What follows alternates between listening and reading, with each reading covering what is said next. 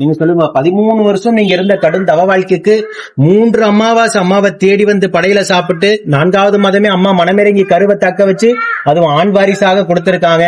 பக்தர்கிட்ட என்ன சொல்ல விரும்புறீங்க அம்மாவை பத்தி? ரொம்ப சந்தோஷமா இருக்கு.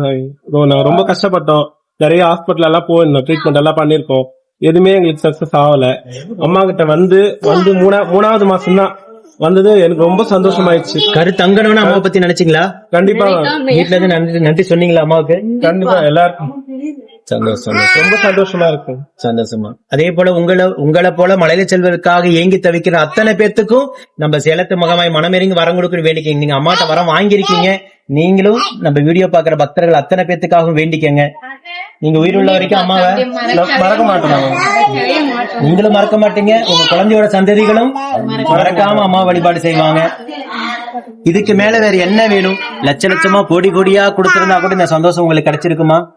அந்த பணத்தை செலவழிக்கிற வரைக்கும் தான் அந்த சந்தோஷம். உயிருள்ள வரைக்கும் நிலையான சந்தோஷம் அம்மா உங்களுக்கு அள்ளி கொடுத்திருக்காங்க.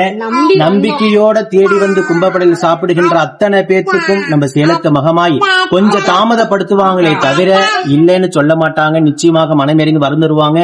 நம்பிக்கையோட தேடி வந்து கும்பப்படையில் சாப்பிடுற ஆயிரக்கணக்கான தம்பதிகளை சாட்சியா தான் பார்த்துட்டு இருக்கீங்க நம்ம சேலத்து மகமாய். ஒவ்வொரு குடும்பத்திலையும் எப்படி அதிசயத்தையும் அற்புதத்தை நிகழ்த்துறாங்கன்னு. ஓம் சக்தி பராசக்தி. ஓம் சக்தி. ராணிப்பேட்டை மாவட்டம் வாலஜாப்பேட்டை காந்தி நகரை சார்ந்த சரவணன் நித்யா தம்பதிகள் திருமணமாகி 13 ஆண்டு காலம் அலைநிலை செல்வம் இல்லாம நம்ம சேலத்து மகமாய தேடி வந்து 3 அமாவாசை தொடர்ந்து வந்து கும்பப்படையில் பிரசாதம் வாங்கி சாப்பிட்டு இருக்காங்க.